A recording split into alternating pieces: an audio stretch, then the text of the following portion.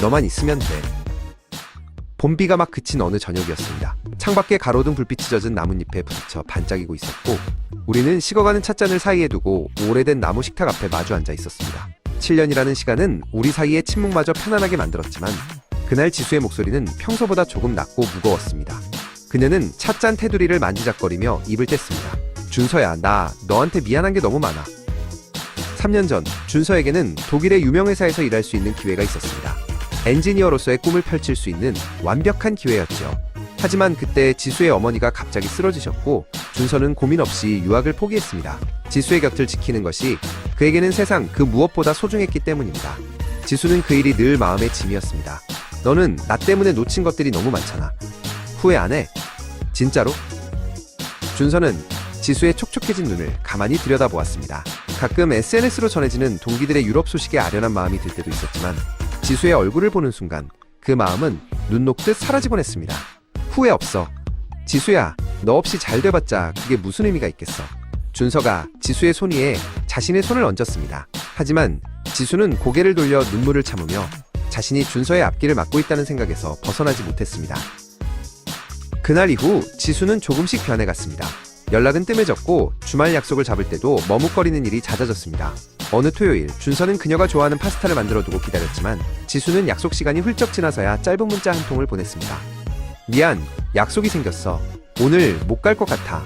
준서는 홀로 식탁에 앉아 식어버린 파스타를 바라보았습니다. 불안함이라는 차가운 그림자가 그의 마음속에 들이우기 시작했습니다. 지수 주변에 누군가 있다는 소문이 들려왔습니다. 준서의 머릿속은 수만 가지 최악의 시나리오로 가득 찼습니다. 배신감보다 더 큰 것은 7년의 시간이 한순간에 사라질지도 모른다는 근원적인 공포였습니다. 하지만 준서는 포기하고 싶지 않았습니다. 세상 그 어떤 멋진 사람보다 그에게는 오직 지수뿐이었으니까요. 그는 용기를 내어 지수를 불러냈습니다. 우리가 처음 손을 잡았던 그 오래된 공원 벤치로 말입니다. 여름 잎사귀들이 사락거리는 공원 벤치에서 준서가 먼저 입을 열었습니다. 지수야, 네가 이상하다는 거 알아. 소문도 들었어. 지수는 굳은 채 아무 말이 없었습니다. 준서는 그녀의 눈을 똑바로 바라보며 덧붙였습니다. 나는 따지러 온 게 아니야. 그냥 네가 먼저 말해주길 기다렸는데 더 기다리는 게 무서워서 왔어. 솔직하게 말해줘. 어떤 말이든. 지수의 어깨가 미세하게 떨리기 시작했습니다. 한참의 침묵 끝에 지수가 고백했습니다. 직장 선배가 적극적으로 다가왔고, 그 화려하고 다정한 표현들에 잠시 마음이 흔들렸노라고. 미안해 준서야. 잠깐 흔들렸어. 준서의 가슴이 철렁 내려앉았습니다. 하지만 지수는 울먹이며 말을 이었습니다. 그런데 그 사람이 매일 꽃을 보내줄 때마다 나는 네 생각이 났어. 네가 말없이 내 곁을 지켜주던 시간들이 그 화려한 꽃들보다 훨씬 더 소중했다는 걸 이제 알았어. 지수는 이미 그 선배에게 확실하게 거절의 뜻을 전했다고 말했습니다. 준서는 그런 지수의 손을 다시 꽉 잡았습니다. 솔직하게 말해줘서 고마워.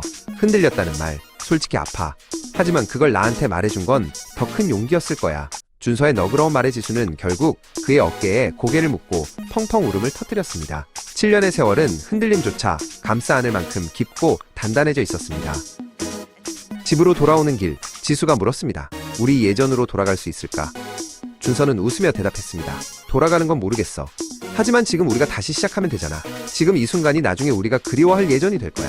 사랑은 완벽한 사람을 찾는 것이 아니라 흔들리면서도 서로의 손을 놓지 않는 과정임을 두 사람은 비로소 깨달았습니다. 가로등 아래 나란히 걷는 두 사람의 그림자가 하나로 겹쳐졌습니다.